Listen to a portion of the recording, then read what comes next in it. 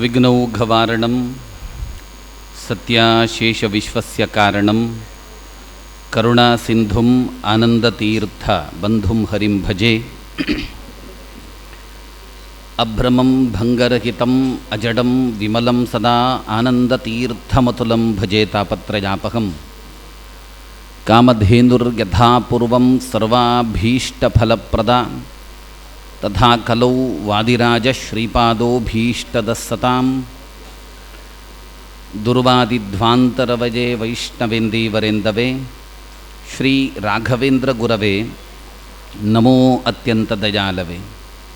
पृथ्वीमण्डलमध्यस्थाः पूर्णबोधमतानुगाः वैष्णवाः विष्णुहृदयाः तान् नमस्ये गुरून् मम। वनमाली गदीशारंगी शंखी चक्री च नंदकी श्रीमान् नारायणो विष्णुर्वासुदेवोऽभिरक्षतु।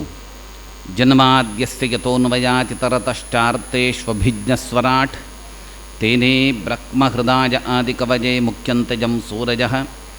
तेजो वारिमृदां यथा विनिमयो यत्र त्रिसर्गो मृषा धाम्ना स्वेन सदा निरस्तकुहकं सत्यं परं धीमहि।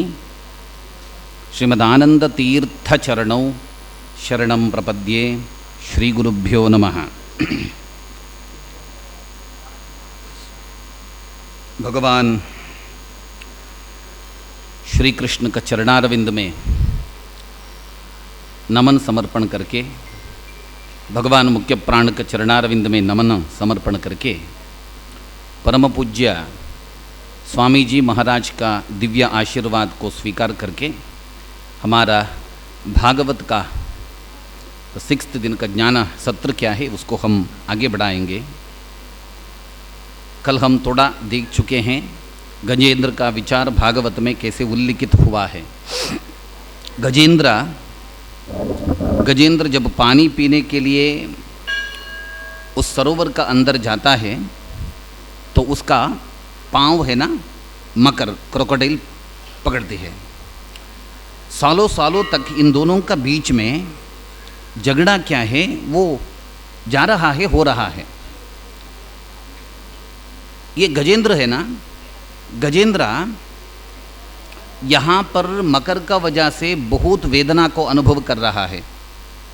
दूसरी तरफ किनारे पे देखता है उसका इंतज़ार में जो पत्नी थी वो चल गई, जो पुत्र थे वो चल गए, जो बाकी बंधु, गज का बंधु प्राणी रूप में होने वाले बंधु कौन थे वो चल गए। मतलब अब यहाँ पर दो प्रॉब्लम है गजेंद्र को। एक मकरा, तो फर्स्ट वन मकरा मतलब क्रोकोडाइल है। दूसरा ममकारा मतलब मेरा पत्नी गई, मेरा पुत्र गया, मेरा बंधु लोग सब लोग जाते हैं। तो यहाँ पर भी वेदना प्रारंभ हुआ, दिल में वेदना एंड शरीर वेदना, दो वेदना एक साथ हो रहा है। अब क्या है, प्राण जाने का वक्त जब आया तो इसको एकमात्र आखिरी रास्ता, आखिरी उपाय ऐसे सोचता है वो। उसको पूर्व जन्म का स्मरण में उन्होंने भगवान नारायण का स्मरण किया। वहाँ पर क्या है ना, लेक में एक कमल पुष्प थी, उस पुष्प को ऐसे उठा के ऊपर ऐसा किया। ऐसा करके उन्होंने कहा, सोंत सरस्युरुबलेन गृहीता आर्तः दृष्ट्वा गरुत्मति हरिंख उपात्त चक्रम उत्क्षिप्य सांबुजकरम गिरमाह कृचरात नारायणा अखिल गुरु भगवन् नमस्ते। उसको उठाता है, उठा के वो बोलता है नारायणा अखिल गुरु भगवन् नमस्ते। तीन शब्द देखिए, नारायणा अखिल गुरु मतलब जगत गुरु, अखिल गुरु भगवन्, तीन शब्द को कहा, भगवान का सामने प्रार्थना किया। अब मुझे बचने का एकमात्र यदि है अवकाश तो भगवान तू मात्र हो, कृपया मुझे बचाओ। नारायण कहा, क्यों कहा? क्योंकि सब जीव जाति का अंतिम अयन, अंतिम धामा नारायण। विष्णोर्यत् परमं पदम, द लास्ट पद वो मात्र है। अखिल गुरु कहा, गुरु का काम क्या है? गुरु का काम क्या है? अंदर क्या छिप जाता है उसको बाहर निकालना गुरु का काम है। तो यहाँ पर नारायण ऐसा किया, उसका जन्मांतर का स्मरण को वापस दिया। अंदर भगवान मात्र संरक्षा करने वाला है ये विचार उसको पता था, उसको बोलने के लिए उसको फिर एक बार स्मरण का रूप में दिया। इसलिए वो खुद बोल रहा है अखिल गुरु भगवन। भगवन मतलब क्या है? हम बोलते हैं ना भगवन भगवन भगवन। भगवन मतलब क्या है? भगवन मतलब क्या है? किसको पूर्ण शक्ति है, षड्गुण संपन्न महाशक्ति को मात्र हम भगवान बोल सकते हैं। ऐसा महाशक्ति को उन्होंने कहा अखिल गुरु भगवन नमस्ते, मैं तुझे प्रणाम कर रहा हूँ। मेरा इस हृदयपूर्वक प्रदत्त पुष्प क्या है उसको ले लो, मुझे रक्षा करो। जब इतना हुआ, देखिए भगवान का कारुण्य दृष्टि। भगवान वैकुंठ में था, वो सो निरंतर क्या है ना योग निद्रा में भगवान होता है। जब ऐसा हुआ तो थोड़ा उठा, मतलब अर्जेंटली उठा। उठने का वक्त है ना लक्ष्मी जी, ये भावुक भक्त का ऐसा मानना है, शास्त्र में नहीं है, किंतु देखिए कितना अच्छा है। जब उड़ता है तो लक्ष्मी पूछती है, पांव दबाती है ना, पांव दबाने का वक्त लक्ष्मी पूछती है स्वामी अर्जेंट में हैं आप किधर जा रहे हैं? नारायण ने कहा लक्ष्मी को, गजेंद्र मुझे बुला रहा है। क्या है? गजेंद्र मुझे बुला रहा है। परंतु आश्चर्य का बात क्या है, लक्ष्मी को है ना केवल गा एक अक्षर मात्र सुना। जेंद्र बुला रहा है बोलने का वक्त है ना, हमारा नारायण सीधा गजेंद्र का पास गया था। इतना स्पीड है, इतना इमीडिएटली उस आर्थ भक्त का संरक्षा करना मेरा जिम्मेदारी, मुझे करना ही पड़ेगा, ऐसा सोच के भगवान ने उसका पास गया। नक्र, नक्र मतलब संस्कृत में क्रोकोडाइल, नक्र को चक्र से मारा। ये दोनों शापग्रस्त व्यक्ति थे ना, हाहा एंड हुहु, इन दोनों को विशेष रूप में उद्धार किया। गजेंद्र का कथा इसका साथ परिसमाप्त होता है। उसका बाद भगवान को एक नया नामकरण शास्त्रकार ने दिया, गजेंद्र वरदा। गजेंद्र वरदा मतलब भगवान है, क्योंकि एक प्राणी का रक्षा किया है। हमारा खुद एक रक्षा करता है तो पेपर में आता है, यूट्यूब में आता है, परंतु प्राणी का रक्षा करने से क्या है, फायदा क्या है? किस जंगल पे नेम प्लेट डालते हैं? कुछ नहीं।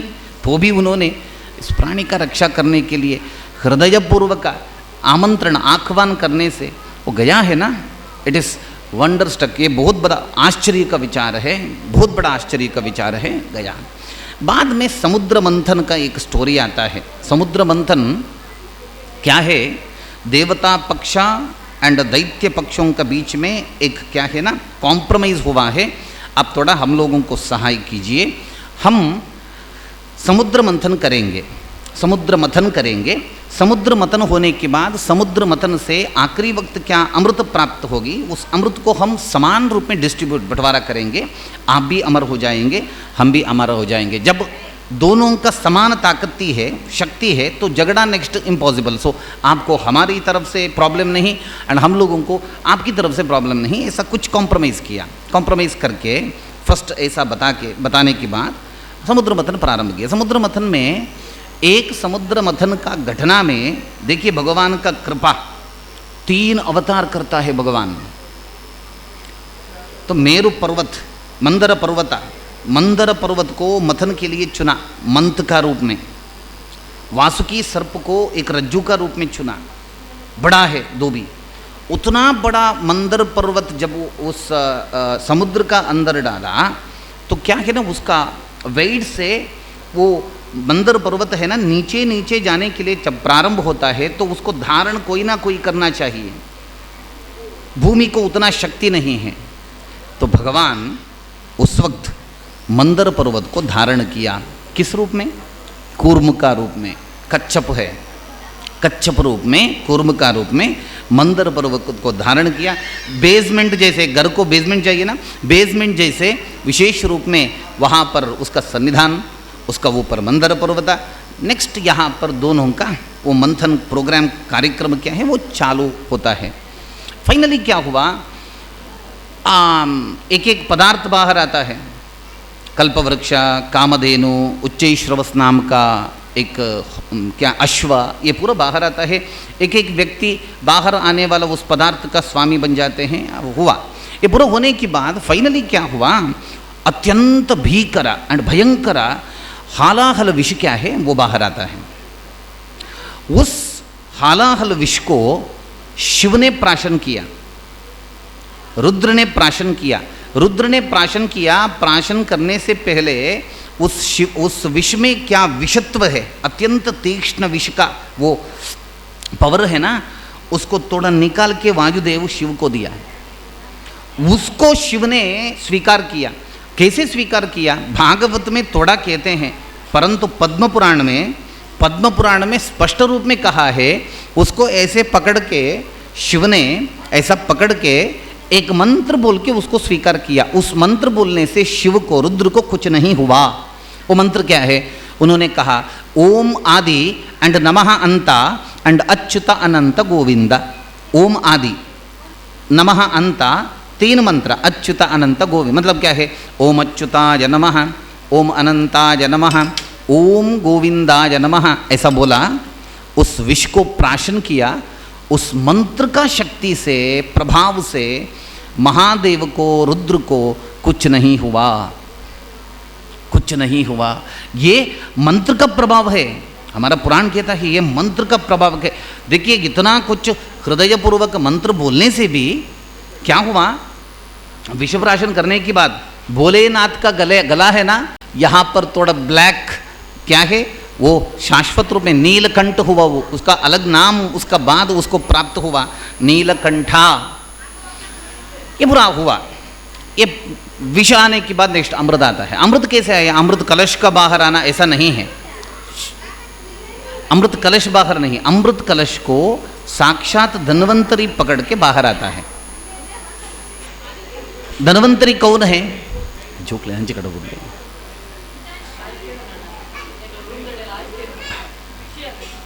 अमृता,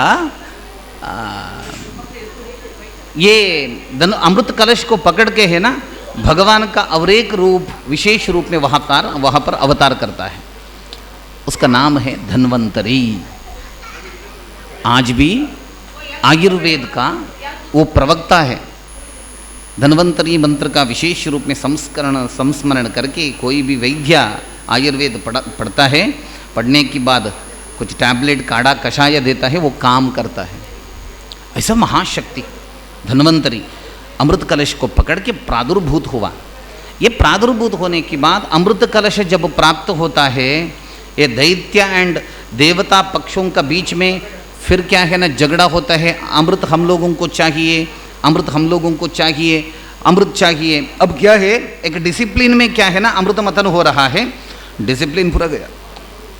अब इतना कुछ इन लोगों के बीच में ऐसा आपत का अंदर क्या है ना, झगड़ा हो रहा है। तो भगवान फिर एक अवतार करता है, वो मोहिनी अवतार।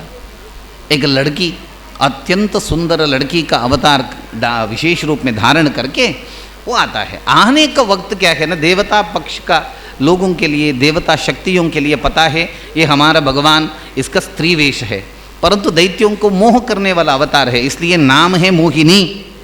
नाम ही मोहिनी है, मोह करने वाला अवतार। तो जब मोहिनी का आगमन होती है तो वहाँ पर दैत्य है ना, अमृत को छोड़ते हैं, उसका पीछे भागने के लिए प्रारंभ करते हैं। अमृत बाद में देखेंगे, फर्स्ट ये नारी को देखना चाहिए, इतना सुंदरी है, इतना सुंदरी है।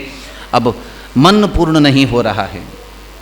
एक बहुत बड़ा तमाशा का बात है, यहाँ पर हमारा उडुपी में मध्वाचार्य जी का बाद और एक महातपस्वी का यहाँ पर है, वो सोधे मठ का परंपरा में बहुत बड़ा शक्ति है। वो उसको बोलते हैं वादिराज गुरु सार्वभौमा, वादिराज गुरु। उसका एक यहाँ पर कन्नड़ में एक गीत है, लक्ष्मी शोभाना। वहाँ पर लक्ष्मी शोभाना उस संकीर्तन में उन्होंने कहा, जब भगवान एक नारी का वेश धारण किया तो उस वक्त उस वेश को लक्ष्मी देखती है, लक्ष्मी देखने के बाद लक्ष्मी क्या सोचती है वो बोल रहा है। क्या सोचती है लक्ष्मी? लक्ष्मी सोचती है, अरे मेरा पति का इतना सुंदर रूप क्या है, उसको और एक औरत क्या चाहिए क्या? इतना सुंदर है, इतना सुंदर है, बाकी औरत लोगों के लिए शर्म होना चाहिए, इतना सुंदर है मेरा पति, ऐसा वो सोचती है। अद्भुत है ये कल्पना। ओके, ये पूरा होने के बाद वो बोलती है, देखिए आप लोग ऐसा मेरा पीछे आएंगे तो मुझे क्या है ना, लज्जा होती है, तो मैं कैसे मेरा काम करूं? एक काम कीजिए, आप लाइन पे बैठ जाइए, एक तरफ देवतागण और एक तरफ असुरगण, आप लोग बैठ जाइए, मैं एक काम करूंगा। बैठने के बाद क्या है ना, आगे का काम बाद में देखेंगे। दैत्य लोग बोलते हैं, अमृत तू ही डिस्ट्रीब्यूट करो, अमृत क्या है, तू ही डिस्ट्रीब्यूट करो। तो मोहिनी बोलती है मेरा ऊपर इतना विश्वास है क्या आपको? मेरा ऊपर इतना विश्वास है, मैं कुछ क्या आप लोगों को धोखा दिया तो आप क्या करेंगे? नहीं, हम लोगों को इतना विश्वास है, तू हम लोगों को धोखा नहीं दे सकती हो, तो तू बंटवारा कर। ओके, देन एक तरफ देवतागण और एक तरफ असुरगण बैठ चुके हैं। तो पता है हम लोगों को वो स्टोरी, देवतागणों को एक्चुअली अमृत देती है, असुरगणों को नहीं दी, पक्षपात हुआ एक्चुअली। किंतु ये पक्षपात नहीं है, इसको पक्षपात नहीं बोल सकते हैं। तत्रामृतम सुरगणाः फलमंजसापुहु यत्पाद पंकज रजः श्रयणान्न दैत्याः। इसके लिए कारण मध्वाचार्य जी बोलते हैं, नहीं पक्षपात मतलब अमृत मथन का काम है ना, बराबर हुआ है। वो लोग दैत्य लोग भी किए हैं, यहाँ पर देवता पक्ष का लोग भी किए हैं, तो अमृत है ना इक्वल डिस्ट्रीब्यूट होना चाहिए, क्योंकि वो भी काम किए हैं, है ना, राइट है ना। परंतु नहीं बोल रहे हैं मध्वाचार्य जी। क्यों? क्योंकि असुर पक्षों का मन में सात्विक बुद्धि और इसका साथ साथ धर्म बुद्धि क्या है, धर्म का प्रभु नारायण के विषय में भक्ति क्या है वो नहीं थी, इसलिए अमृत भागी लोग वो लोग नहीं बने। केवल देवता लोगों को मात्र अमृत प्राप्त होगा, क्योंकि इतना भक्ति है, धर्म का विचार में इतना श्रद्धा है, इसलिए अमृत मिला है। तो केवल देवता लोगों के लिए मात्र, असुर पक्षों को नहीं मिला। ये पूरा हुआ। ये पूरा होने के बाद यहाँ पर अमृत मतन का वक्त में दैत्य पक्ष में प्रधान भूमिका निर्वहन किया है बलि।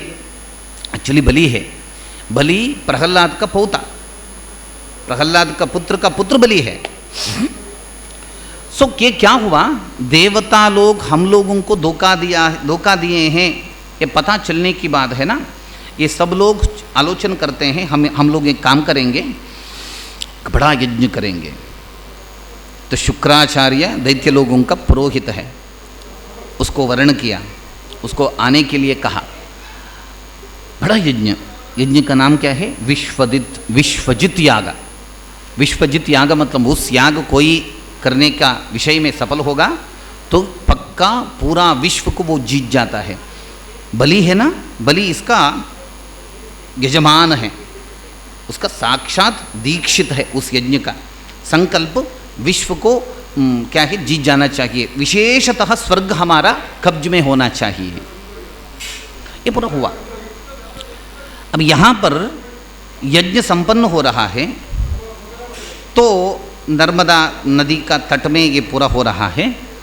होने का वक्त में क्या हुआ, एक दिन ये यज्ञ का बीच में बलि दीक्षित है, बैठ चुका है, यज्ञ तो संपन्न हो रहा है। अचानक क्या है ना, सूर्य नीचे आया तो कितना प्रकाशित होता है पूरा धरती, ऐसा ही महा तेज पुंज क्या है वो उन्होंने सामने देखा।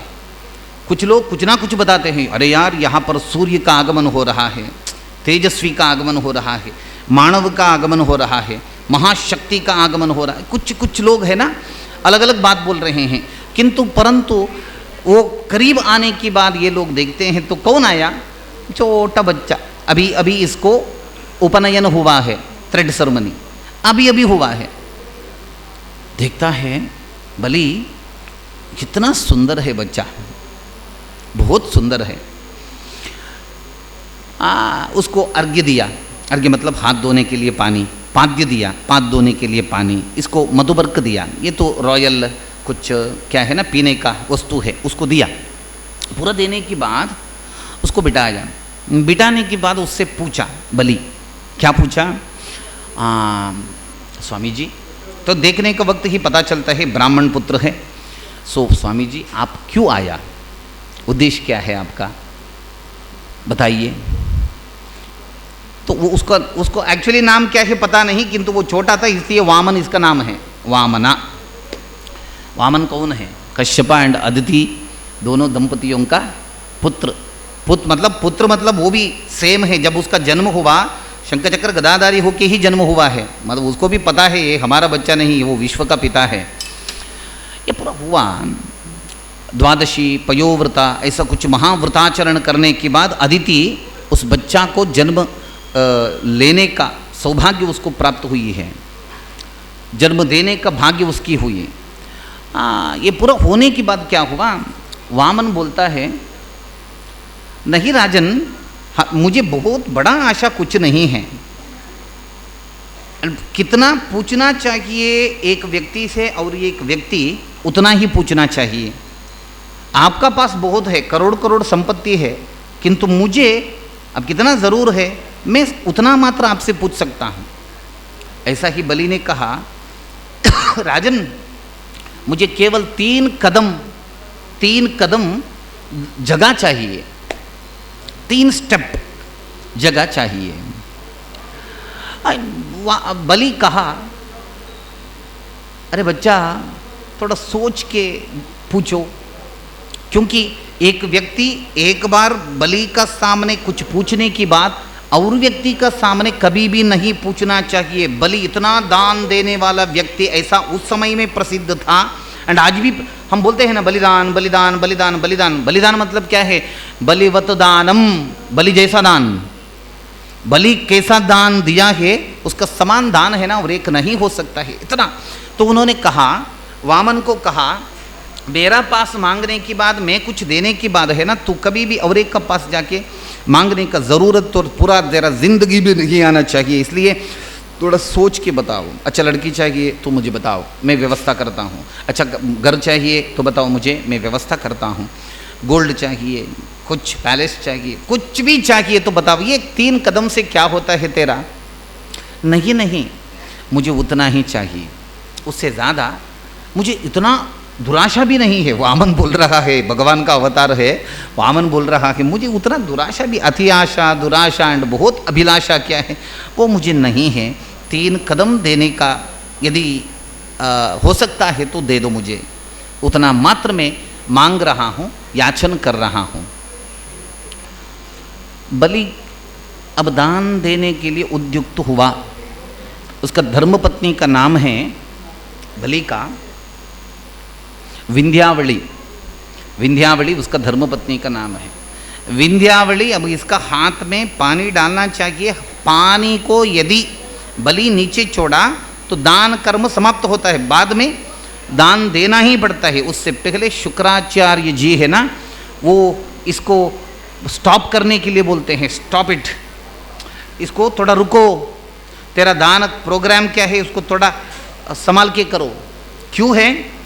क्योंकि तुझे पता नहीं है वो व्यक्ति कौन है, मुझे पता है वो कौन है।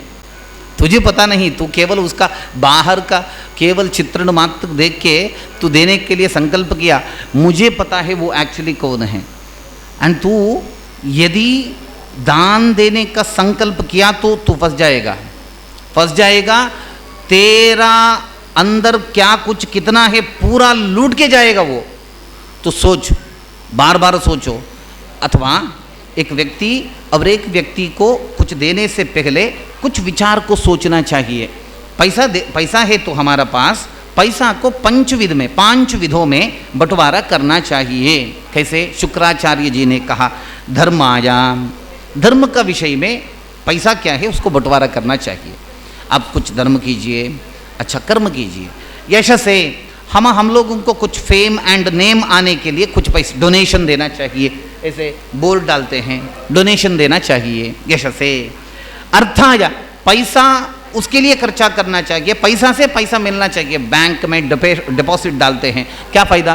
डिपॉजिट बढ़ जाता है, 20%, 12%, 10% क्या है, इंटरेस्ट है, पैसा बढ़ जाता है। तो यशसे अर्थाय कामाय स्वजनाय च, पैसा को 20% है ना, हमारा मनोकामनाओं को पूर्ण करने के लिए हम लोग इसको यूज़ करना चाहिए। आपका कुछ कामना होता है, वो लेके आना चाहिए, ये लेके आना चाहिए, इस बार कृष्ण मठ में आप आए, नेक्स्ट बार बद्री में जाने का कामना, कुछ ना कुछ कामना होता है हमारा। तो उस कामनाओं को पूर्ण करने के लिए हमारा पैसा बाकी 20% खर्चा करना चाहिए। द लास्ट वन इज स्वजनाय च, ये पांचवा आखिरी 20% क्या है, 100 रुपीज़ है तो 20 रुपीज़ धर्म के लिए खर्चा करो, ओके, 20 रुपीज़ प्रॉफिट के लिए अथवा नेम एंड फेम के लिए खर्चा करो। नेक्स्ट 20 रुपीज़ पैसा डबल करने के लिए खर्चा करो। नेक्स्ट 20 रुपीज़ आपका कामनाओं को पूर्ण करने के लिए खर्चा करो। द लास्ट 20 रुपीज़ है ना स्वजनाय च, आपका लोग होते हैं ना, आपका भाई, आपका बहन, आपका पोता, आपका पुत्र, आपका फ्रेंड, आपका करीब का लोग, उन लोगों का शादी होता है तो शगुन का रूप में कुछ देना पड़ता है, तो वो 20 रुपीज़ है ना, उधर खर्चा करो। 100 में बोल रहा है, एक टोटल हमारा पास करोड़ करोड़ संपत्ति है, तो ऐसा ही व्यवस्था में इसको खर्चा करना चाहिए। इतना कहा, इतना कुछ बोलने की बाद भी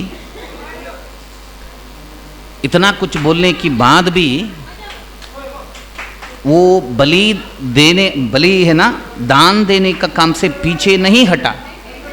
तो फाइनली शुक्राचार्य बोलते हैं स्टॉप कर, नहीं तो भ्रष्ट होगा, तू स्थान भ्रष्ट हो जाएगा। श्राप दिया, दान कर्म को यदि तूने नहीं रुका तो स्थान भ्रष्ट हो जाएगा। स्वामी मैं कुछ नहीं कर सकता हूँ, मैं प्रहलाद का पोता हूँ, सो कुछ क्या है ना, दान देने का एक बार संकल्प किया तो अवश्य मुझे दान देना ही पड़ता है। धर्म का खानदान है हमारा, उस धर्म का खानदान का विचार को मैं अन्यथा नहीं कर सकता हूँ, इसलिए दान अवश्य दूंगा, तेरा मर्जी है, नष्ट हो जाओ, ऐसा श्राप दिया। कुछ देने से पहले गुरु शाप उसको ऊपर आया, गुरु का शाप। हाँ, तो हुआ ये पूरा होने के बाद अब दान देने के लिए जब गया तो विंध्यावली पानी डालती है, पानी छोड़ा, 3 कदम मांगा है ये बालक। ऐसा किया, फर्स्ट स्टेप में भूमि को पूरा स्वीकार किया, बड़ा कदम। तो सेकंड स्टेप में अंतरिक्ष को व्याप्त किया। जब भगवान है ना वामन से त्रिविक्रम रूप धारण किया तो इसका पांव उतना ऊपर तक जाता है, उतना ऊपर तक जाता है, सत्यलोक को क्रॉस किया।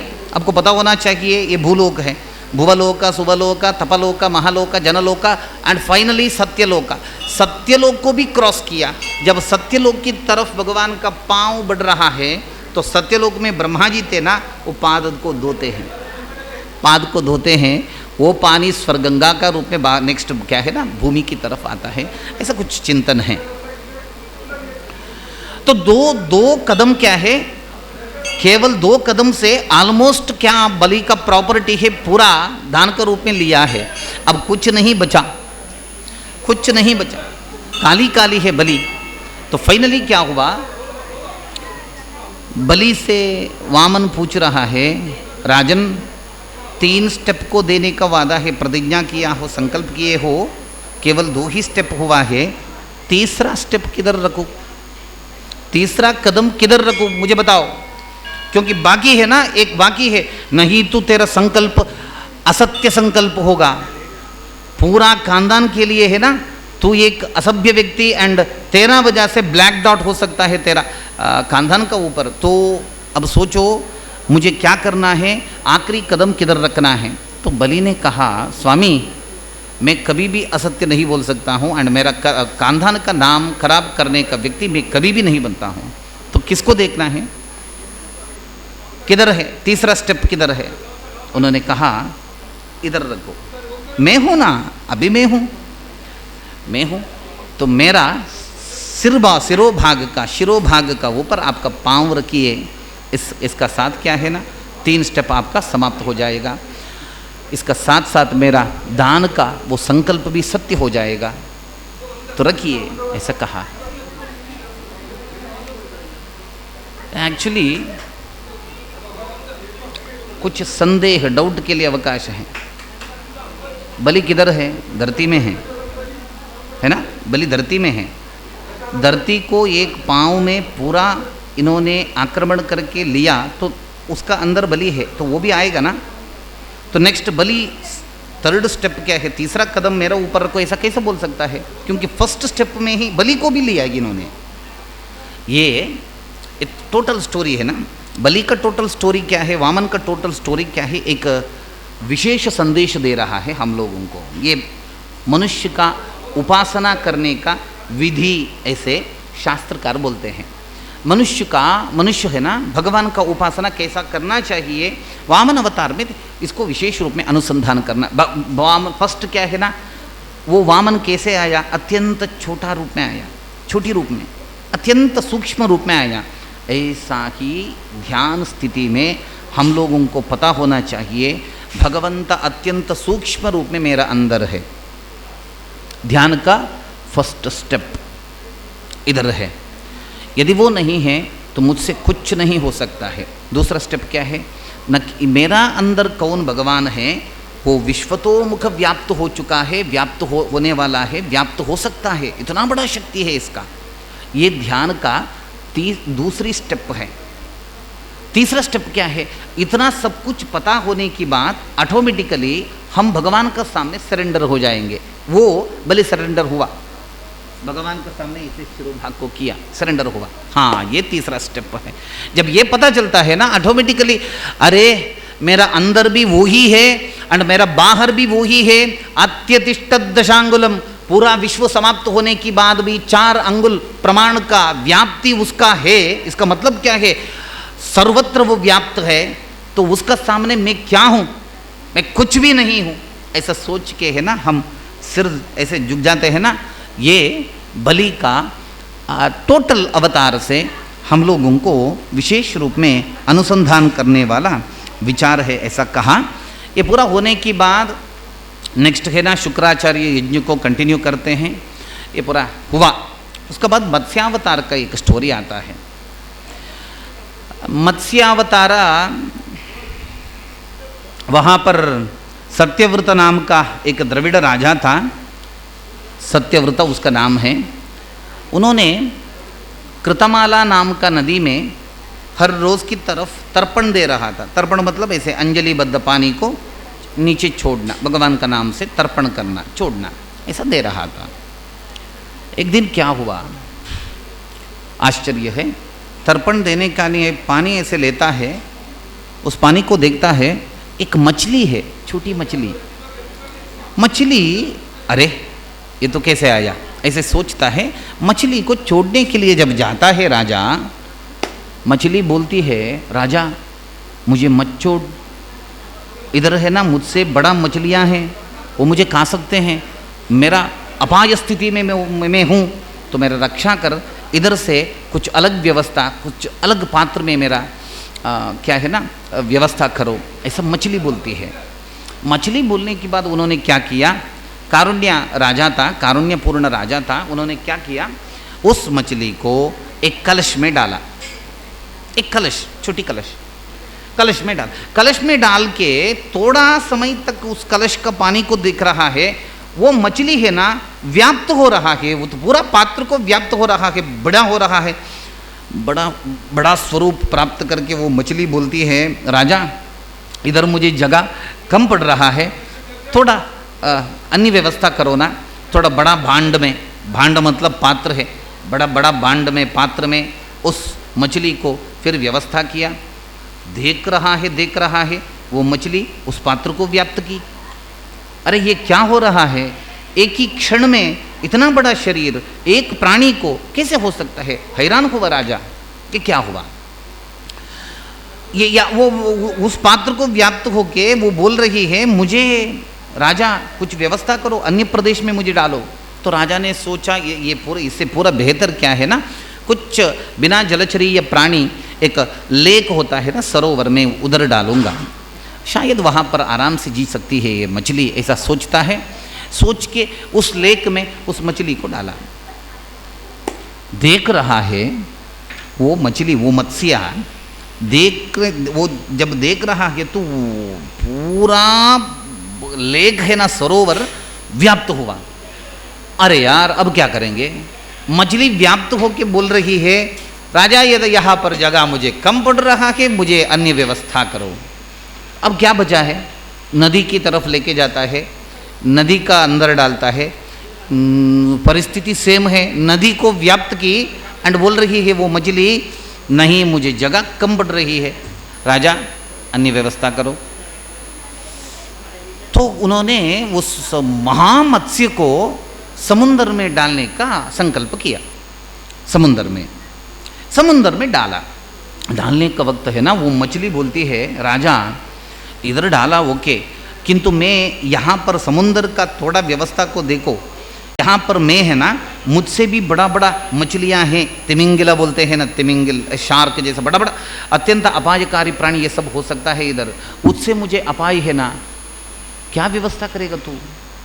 अभी ये क्या व्यवस्था करेगा? समुद्र को छोड़ के किधर डाल सकता है वो? ये आखिरी एक आशा है, आखिरी एक इसको छोड़ के किधर, तो इम्पॉसिबल है। तो फाइनली सत्यव्रत राजा उस मछली को दंडवत प्रणाम किया, दंडवत प्रणाम करके कहा, मुझे पता है तू सामान्य मछली नहीं हो, सत्य बोलो हे स्वामी तू कौन हो? वो भगवान का अवतार है। भगवान का अवतार, भगवान मत्स्य रूप में इसलिए अवतार किया क्योंकि हयग्रीव नाम का राक्षस का संहार उस अवतार में होना चाहिए था, उसका संहार किया। वेद का संरक्षण करना चाहिए था, वेद का संरक्षण किया। ये पूरा होने की बाद दूसरी बार चाक्षुष मनवंतर में क्या ये सृष्टि है, अब यहाँ पर एक बार सृष्टि तो हो चुका है, मनुष्य है, सप्तऋषिगण है, बाकी लोग हैं, ये सब है, किंतु एक बार प्रलय हो जाता है तो काली काली कोई नहीं बचते हैं, तो नेक्स्ट सृष्टि आगे बढ़ने का व्यवस्था क्या है? इसलिए मत्स्य रूप में होने वाला भगवान है ना, वो सत्यव्रत राज को बोलता है, अथवा मछली बोलती है, राजा आज से 7th डे 7वें दिन में इस धरती में महाप्रलय आता है। महाप्रलय का वक्त है ना, सब कुछ पूरा निकल जाता है, कुछ भी यहाँ पर अवशिष्ट नहीं होता है। तो तुझे एक काम करना पड़ेगा, क्या है? एक बड़ा नौका का तैयारी करो, बड़ा नौका जहाज तैयार करो। वहाँ पर नेक्स्ट मनवंतर में विशेष रूप में आवश्यकता होने वाला धान्य का सीड्स होता है ना, बीजा, उसको स्टॉक करो, उसको पूरा स्टॉक करो।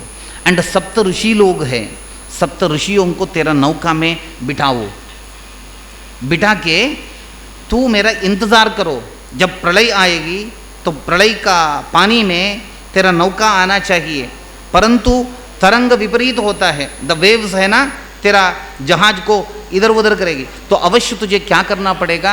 मेरा इंतज़ार करना पड़ेगा। मैं इसी रूप में उस वक्त तेरा सामने आऊँगा, तो तुझे क्या करना है? मेरा यहाँ पर एक श्रृंग है, उस श्रृंग को एंड तेरे जहाज को एक सर्प को यूज़ करके बांधना है। तो बांधो, बांधने की बाद है ना, मैं आगे जाऊँगा, तेरा जहाज मेरा पीछे आएगा, एंड ये हम जाएंगे नेक्स्ट मनवंतर में 13 वजह से सृष्टि आगे बढ़ जाएगी, ऐसा कहा। तो सत्यव्रत राजा 7वें दिन तक इंतज़ार किया, 7th डे तक। एग्जैक्टली मत्स्यावतार में भगवान ने क्या कहा है वैसा ही हुआ। 7वें दिन महाप्रलय होता है, महाप्रलय में जहाज रेडी किया है, नौका रेडी किया है, नौका पानी में जा रहा है, पानी में जा रहा है। तो प्रॉब्लम क्या है ना, नौका में करंट नहीं है, करंट का वक्त नहीं है, वो तो दीप नहीं है, प्रकाश है, क्या करेगा?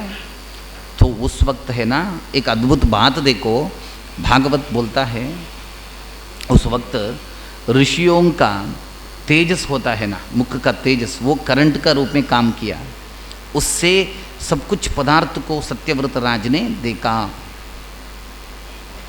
आगे बढ़ रहा है, नौका गिरने का संभावना है, विंड का वजह से, वायु का वजह से गिरने का। तो उसी वक्त कैसे मत्स्यावतार में भगवान मत्स्य का रूप में अभय प्रदान किया है, वैसा ही सत्यव्रत का सामने वो महामत्स्य आता है। मत्स्य का यहाँ का मुख का श्रृंग बांधता है सर्प से, जहाज की तरफ एक बांधता है, एक रज्जू, एक नॉट किया, एंड भगवान इसको संभाल के जहाज को सामने सामने लेके जा रहा है, सब लोग बचे। इंपॉर्टेंट बात क्या है पता है आपको? ये तो अनेक साल तक हुआ, एक दिन का कथा नहीं है ये। मत्स्यावतार में भगवान आगे जाना, इसका पीछे जहाज आना, एक दो दिन का काम नहीं है, बहुत साल तक ये हुआ। होने का वक्त है ना, बोर होता है, कुछ काम नहीं है, बोर होता है, तो बोर होने का वक्त में ये जब जा रहा है तो सत्यव्रता उसका मन में क्या कुछ प्रश्न है, उस प्रश्न को उस मत्स्य से पूछा। भगवान है ना सामने, तो भगवान से पूछा। वो भगवान, मत्स्य रूप में होने वाला भगवान सत्यव्रत का उस प्रश्न के लिए उत्तर दे रहा था सालों सालों तक। आश्चर्य की बात क्या है, ये सत्यव्रत का प्रश्न एंड उस मत्स्य का उत्तर क्या है, वो बाद में मत्स्य पुराण हुआ। ये मत्स्य पुराण है।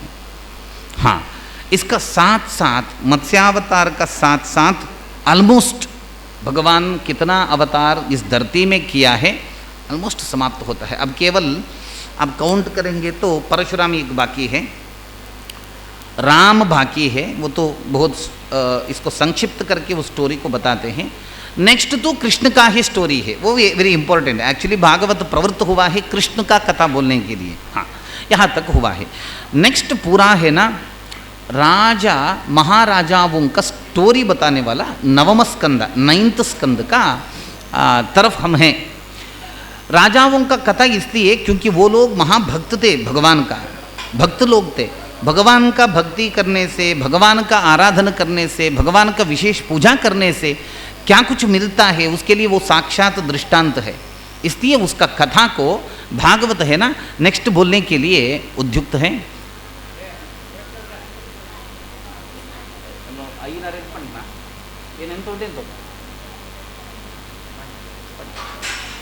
ये पूरा हो रहा है।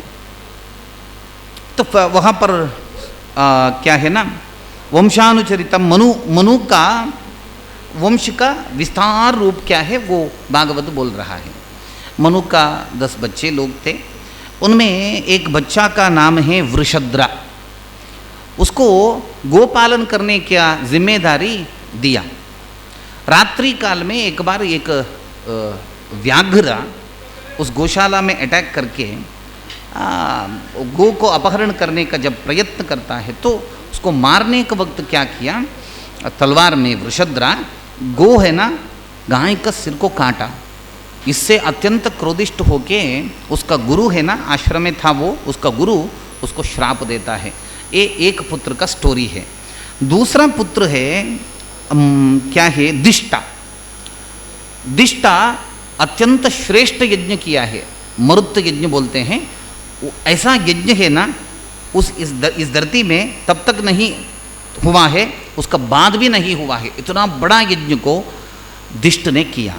उसका बाद का व्यक्ति है मनु का तीसरा पुत्र है शर्याति। शर्याति का बच्ची का नाम है सुकन्या। सुकन्या को च्यवन महर्षि का साथ शादी किया, ये तो प्रसिद्ध विचार है। किंतु क्यों किया, कारण क्या है? एक बार शर्याति महाराजा च्यवनाश्रम में जाता है, च्यवन का संदर्शन करने के लिए जाता है, तो बच्ची को लेके जा रहा था। बच्ची क्या करती है, वहाँ पर एक वल्मीक, वल्मीक का मतलब सांप रहने वाला जगह है, वल्मीक। वल्मीक में 2 रंध्र थी। उस रंध्र को देखती है सुकन्या, एक दरबा उसका रंध्र का अंदर डालती है। डालने के वक्त क्या हुआ, उस रंध्र से रक्त है ना बाहर आता है। बाहर आने के वक्त कुछ गड़बड़ हुआ है ऐसा सोचते हैं, किसी से नहीं बताया, चुपचाप बैठे बरबर रहा।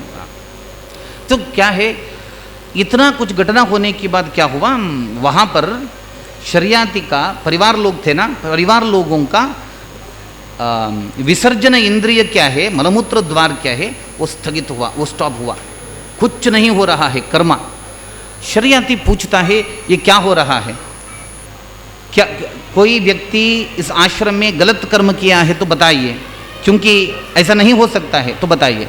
बेटी सुकन्या बोलती है पिताजी मुझसे गलती हुआ है, मैं ऐसा किया हूँ। तो शर्याति सीधा उस च्यवन महर्षि का सामने जाके उससे क्षमा मांगता है, मेरा पुत्री से गलती हुआ है, क्षमा करो। तो च्यवन ने कहा क्षमा करता हूँ, तेरा पुत्री को मेरा साथ शादी करो, क्योंकि मुझे आंख नहीं है मुझे, इसलिए मुझे क्या कहना और एक व्यक्ति का ज़रूरत है, तेरा पुत्री को मेरा साथ विवाह करो, ऐसा कहा।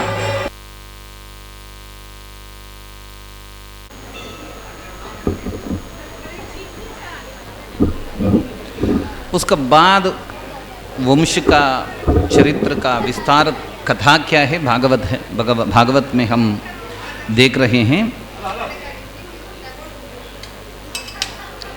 उसका बाद है ना मनु का 9th पुत्र का नाभाग का कथा को। नाभागा जब गुरुकुल में था तो गुरुकुल में अभ्यास पूरा करके पिताजी का घर में जब आता है, वहाँ पर क्या है ना उसका संपत्तियों का बंटवारा ऑलरेडी कर चुके हैं। पिताजी का संपत्तियाँ क्या होता है उसका पूरा बंटवारा